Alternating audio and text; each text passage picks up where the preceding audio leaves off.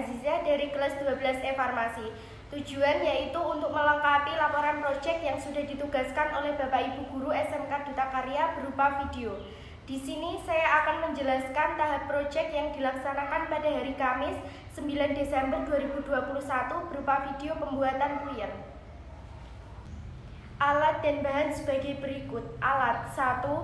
Mortir dan stepper merupakan alat lumpang yang berfungsi untuk menggerus atau menumbuk obat-obatan agar menjadi halus.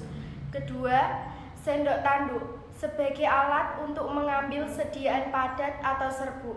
Yang ketiga, kalkulator untuk menghitung dosis obat. Yang keempat, solasi untuk menempelkan etiket dan label. Kelima, staples untuk menyatukan atau menstaples resep pada jurnal. Yang keenam, serbet untuk mengawasi mortir ketika menggerus obat dan mengawasi alat dan bahan yang digunakan pada saat praktek. Yang ketujuh, sudip untuk mengambil bahan yang sudah digerus dan membersihkan sisa obat yang ada di stepper dan mortir. 8. Gunting untuk menggunting solasi etiket dan label. Ke-9, kertas perkamen membungkus obat yang sudah digerus. 10. Plastik klip untuk membungkus puyer yang sudah dibungkus dengan kertas perkamen. 11. Etiket dan label untuk mencantumkan mengenai nama, tanggal, dan petunjuk penggunaan obat kepada pasien. Bahan 1. Amoksisilin sebagai antibiotik yang digunakan untuk membunuh bakteri yang ada pada tenggorokan. 2.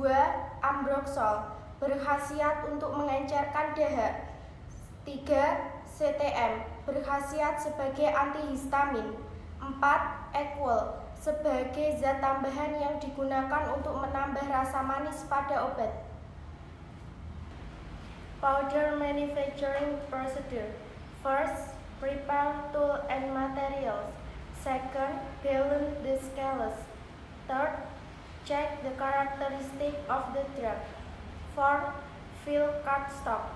5. Take 5 taps of amoxicillin, put in a mortar and grind it. Finally, remove it. Then, take 5 taps of ambroxol, put in a mortar and grind it. Finally, remove it. Next, take 3 taps of CTM, put in a mortar and grind it. Finally, remove it. Next, take 2 taps of Equal, put in a mortar and grind until smooth. Then, add amoxicillin, ambroxol, CTM that has been ground, stir until mixed. After that, dip into the equal parts of perkamen paper. Then, put in a plastic clip and finally giving etiquette and label. Obat ini bisa digunakan untuk mengobati batuk yang disertai dahak. Cara minumnya 3 kali sehari 1 bungkus. Terima kasih.